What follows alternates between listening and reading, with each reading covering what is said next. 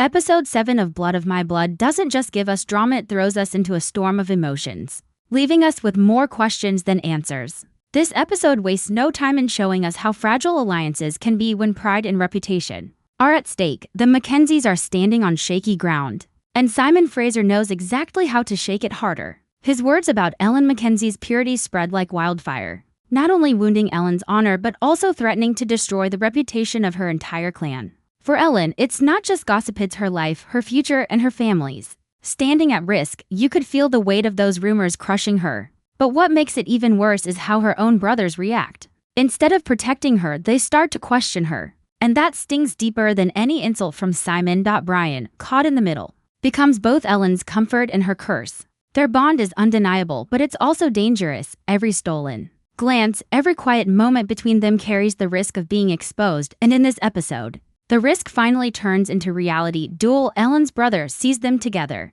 and instead of understanding, his reaction is pure violence. His fists against Brian weren't just about family honor, they were about betrayal. About seeing his sister choose someone he didn't approve of, someone who had already caused tension within the clan. For Brian, the pain isn't just physical. He knows what this means. Loving Ellen openly will never be easy, and now, it may have set off a chain of events that neither of them can control.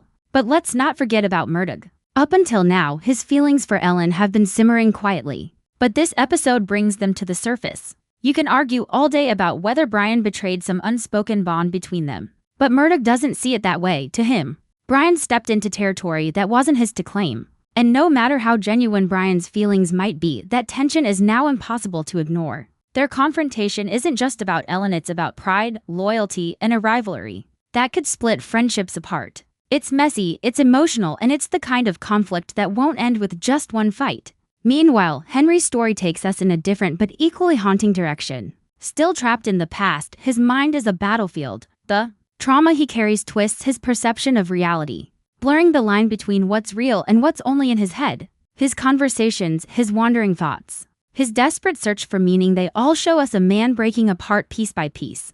The brothel scene is particularly striking. Not because of what he does, but because of what it reveals. He's convinced that Julia and their child are gone. And with that belief comes a dangerous thought. If he has nothing left to hold on to here, why not return to the future? His eyes are always on the stones, the one hope of escaping the nightmare he's stuck in, but fate, or rather the Grant men, seems determined to block his path. Every step he takes toward freedom only leads to another wall, another obstacle keeping him trapped in this time. And then there's Julia, whose quiet strength keeps surprising us. Just when you think she's been beaten down too far, she finds a way to rise again. Her bond with her baby, her resilience in the face of betrayal, and her desperate hope that Henry is still alive give her a power that no one around her can take away. One small detail that stands out is the letter. For weeks, theories have been swirling about whether Julia might discover Henry's writing, and now, this episode teases that possibility. If she finds proof that Henry is alive, everything changes. That small hope could be the lifeline that pulls her out of despair and pushes her to fight even harder. Episode 7 feels like a powder keg. Rumors, betrayals, forbidden love, and broken minds all pressing against each other, waiting for the spark that will make it all explode. And the worst part? That spark is already lit. What we're watching now is just the beginning of the fire. What makes this episode so powerful is the way it balances raw emotion with political tension. On one side, you have the deeply personal struggles of Ellen, Brian, Julia, and Henry. On the other, you have the storm of politics brewing in the background, the whispers of rebellion and the threats of British soldiers closing in. Both sides are dangerous, and both are pushing our characters toward choices they can't run away from. Ellen's situation is like a mirror showing us how little power women really have in this time. She's strong, she's outspoken, she knows what she wants, but the men around her still treat her like her worth is tied only to her reputation. That's why Simon Fraser's cruel remarks hit so hard. He didn't just attack Ellen, he attacked her whole clan's honor, knowing full well that rumors can destroy a family faster than any sword. Ellen tries to defend herself, but how do you fight whispers that spread faster than the truth? What makes it worse is that she knows the rumors come from Simon, yet her brothers are more ready to believe the lies than to stand beside her. That betrayal cuts deeper than any outsider's insult. Now, Brian isn't free from blame either. His love for Ellen is pure, but his choices are reckless. You can feel the pull between them, an undeniable connection, but Brian's decision to follow that pull without thinking of the consequences shows how much he's driven by emotion. Love is beautiful, but in this world, it's also dangerous, and Brian's heart might be his downfall. You almost want to scream at him through the screen, "Be careful, slow down, think," but he doesn't. And now the fallout is something neither he nor Ellen can avoid. Their love is becoming the battlefield where the Mackenzies, the Frasers, and even Murdoch are going to clash. Speaking of Murdoch, his pain is one of those things that lingers in the background until it finally bursts forward. Watching Ellen fall for Brian isn't just heartbreaking, it's humiliating. He's been loyal, patient, even hopeful. And yet, in the end, it's his closest friend who wins her heart. That kind of betrayal doesn't heal easily. And the tension between Murdoch and Brian now feels like a ticking time bomb. Whether it explodes into a fight, a betrayal, or something even darker, you know it's coming, and honestly, when it happens, it won't just affect the middle, ripple out, shaking everyone around them. But while all this drama unfolds, the show doesn't let us forget the bigger picture. The Jacobite rebellion is drawing closer. You can feel it in the way characters whisper about meetings, the way soldiers move, the way people are forced to pick sides. Episode 7 plants the seeds for that rebellion, showing us that what might look like small personal fights are actually tied to much larger struggles. Ellen's presence at that meeting in town proves she's not just a love interest, she's curious, intelligent, and deeply aware of the politics shaping her world. Whether she goes there for knowledge or for a chance to see Brian, her decision puts her directly in harm's way. And it's no coincidence that Duel is the one who drags her out. His anger at Ellen isn't just about family honor anymore, it's about controlling her, silencing her, and keeping her from stepping into a world that he thinks belongs only to many. Henry's journey, on the other hand, feels like a completely different kind of battle. One fought not on a field with swords, but inside his own mind. His delusions continue to haunt him, twisting his memories, mixing reality with imagination until even we as viewers start questioning what's real.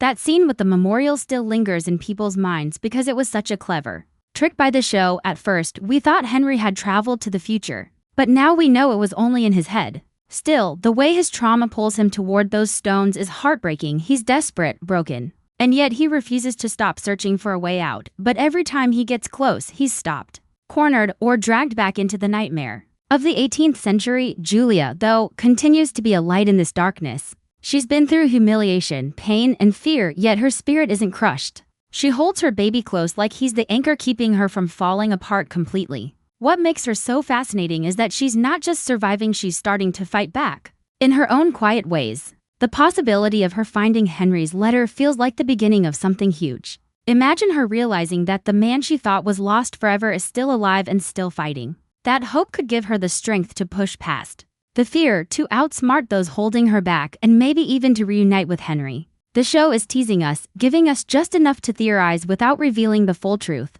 And that's what keeps us hooked. Episode 7 builds tension in layers. It's not just about shocking moments, it's about slowly tightening the rope around every character's neck until we're all waiting to see who will break first.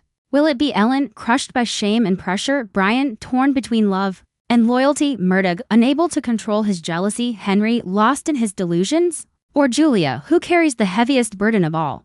The brilliance of this episode is that we don't know, and that uncertainty is what makes it so thrilling. One of the most striking things about this episode is how the personal and political threats begin to collide, almost like two rivers merging into a storm. Every character is facing choices that feel deeply personal, but those choices are also shaping the fate of clans and alliances. That's the magic of Blood of My Blood. The show doesn't just give us romance or family drama, it makes every decision feel like it could spark a rebellion, break a family apart, or even change history itself.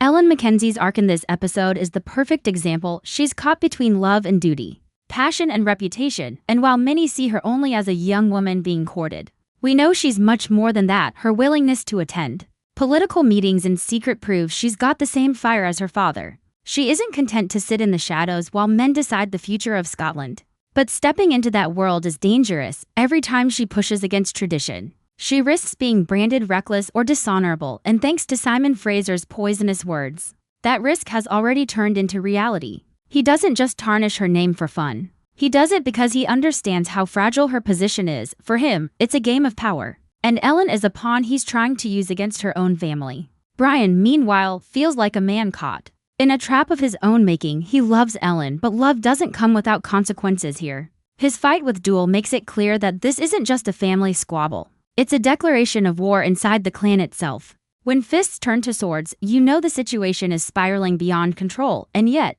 Brian can't let go.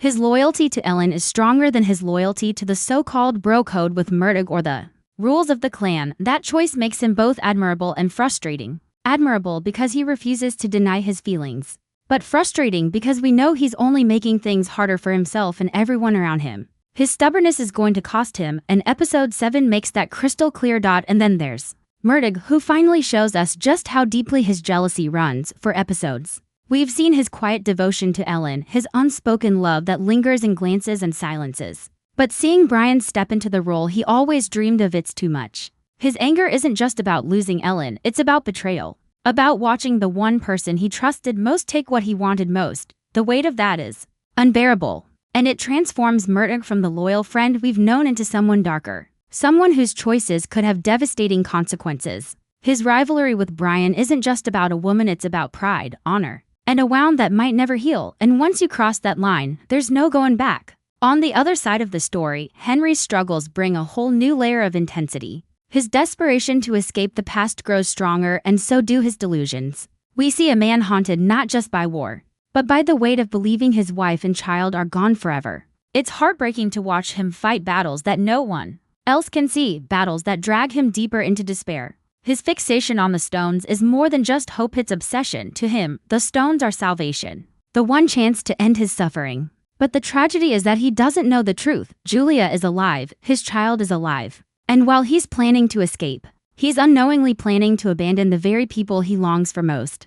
That irony cuts deep, and it keeps us glued to the screen, desperate to see if fate will step in before it's too late. Julia's quiet resilience continues to shine, and in this episode, it feels like she's finally starting to regain a sense of control. Every scene with her and the baby is a reminder of her strength, but also of the weight she carries. She's been silenced, shamed, and pushed aside, yet her determination hasn't broken. And with the possibility of discovering Henry's letters, a spark of hope flickers back into her world. Imagine the emotional impact of her realizing that Henry hasn't abandoned her, that he's still fighting, still alive in this same time. That kind of revelation wouldn't just change her, it would give her the power to rewrite her fate. What ties all of this together is the sense that everyone is standing on the edge of something bigger. Ellen isn't just fighting for her love, she's fighting against a society that wants to silence her. Brian isn't just following his heart, he's stepping into a war with the people he once called family. Murdoch isn't just jealous, he's on the path to betrayal. Henry isn't just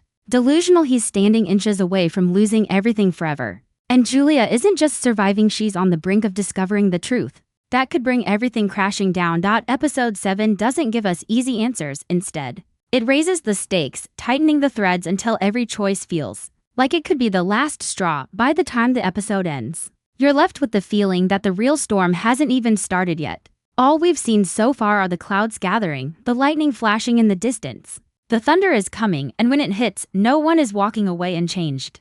The most unsettling part of this episode is how betrayal seems to be everywhere, lurking in every corner, poisoning every relationship. You can almost feel the air around these characters getting heavier, like the walls are closing in and no one can fully trust anyone anymore. Even bonds that once felt unshakable are cracking under the weight of jealousy, pride, and fear. Episode 7 makes it clear that survival in this world isn't just about swords or politics. It's about who you can depend on, and for most of these characters, that list is growing smaller by the day. Take Ellen, for example. Her world is spiraling because of something she didn't even do. She knows Simon Fraser's words are lies, yet those lies spread faster than truth ever could. And the most painful part isn't Simon's slander, it's the doubt in her own family's eyes. Her brothers should be her shield, but instead, they're turning into her judges. The way Duel lashes out at Brian is more than just a brother protecting his sister, it's a man refusing to listen.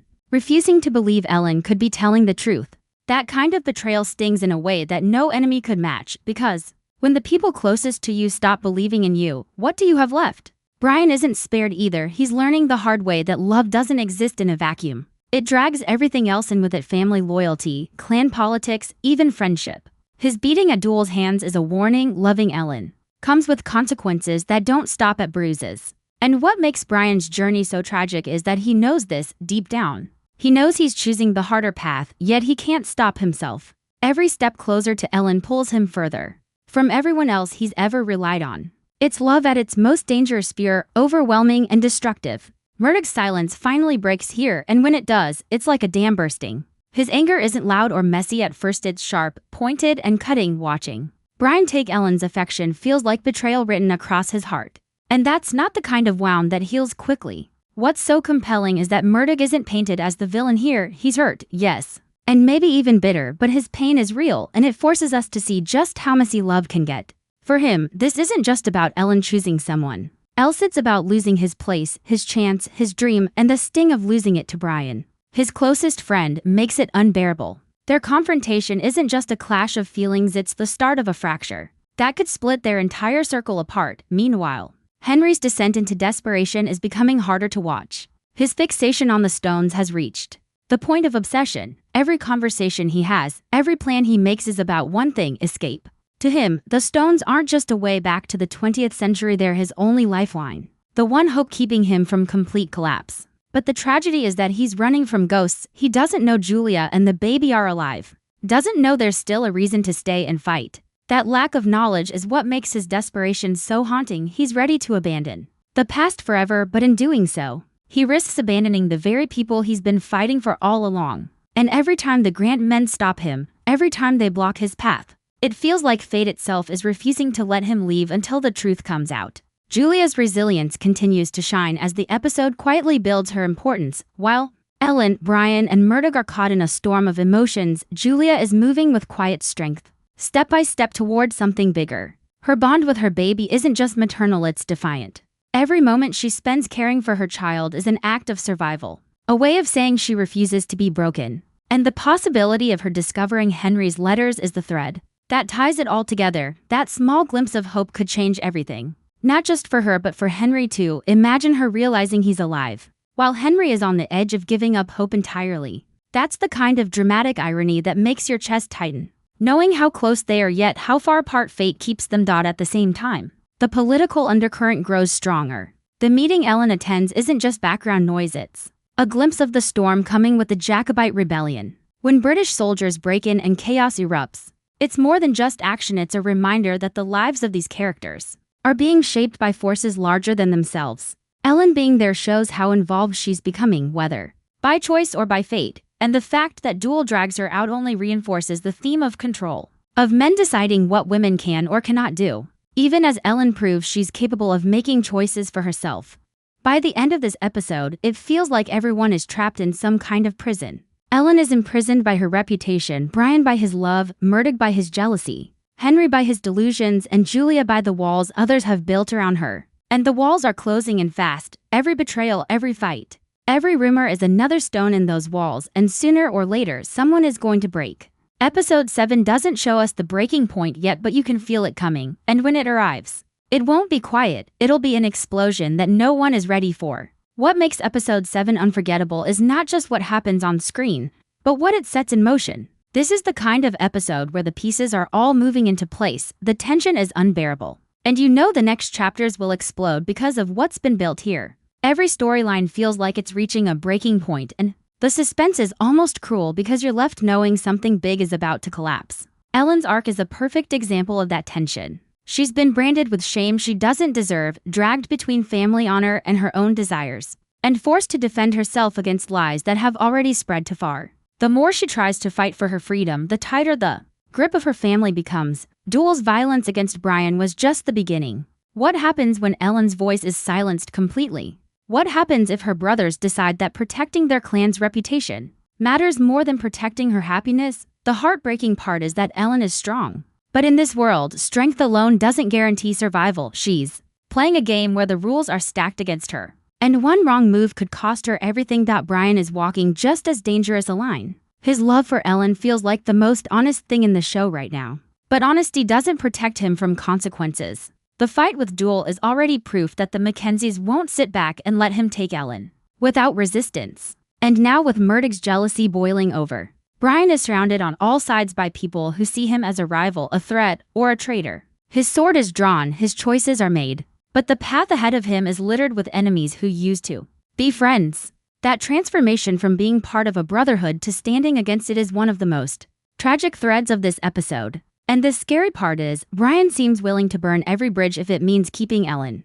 Murdoch's journey, meanwhile, shifts from silent suffering to dangerous action. He's no longer just the loyal companion with unspoken feelings. His Confrontation with Brian proves that his pain has hardened into something darker, whether it becomes outright betrayal or a simmering rivalry. One thing is certain, Murdoch is no longer just watching from the sidelines. He's stepping into the story as a man with his own agenda, and that changes everything. Love has turned to bitterness, and bitterness can turn into something deadly. Watching his transformation hurts because we know how much he cared, but it's also fascinating because it makes him unpredictable. And in a world already filled with betrayals, an unpredictable Merton might be the most dangerous piece on the board. Henry's spiral is perhaps the most haunting thread of all. His obsession with the stones has reached its peak. Every part of him screams for escape, for the chance to leave behind the pain and find peace in the world he once knew. But the cruel twist of fate is that he's so close to Julia and doesn't even know it. He's convinced she's gone, that the child is lost, and so his desperation only grows. The Grant men blocking his path feel like destiny itself saying, "Not yet." Watching him struggle is heartbreaking because we, as the audience, know the truth. We know Julia is alive, we know there's still hope. But Henry doesn't. And the tragedy of that gap between what he believes and what's real is almost unbearable. Julia's storyline, though quieter, feels like the key that could unlock everything. Her resilience, her bond with the baby, and now the possibility of finding Henry's letters all point to her becoming the one person who can change the course of this story. If she realizes Henry is alive, if she finds a way to reach him, everything we've been watching could shift in an instant. And that's what makes her scene so powerful, not because of what she does in this episode, but because of what they promise for the future. Julia is standing at the edge of discovery, and when she steps forward, the ripple effect will hit everyone: Ellen, Brian, Merton, Henry, even Simon Fraser. Episode 7 ends not with closure, but with questions that hang heavy in the air. Who will Ellen choose, her family's honor or her own heart?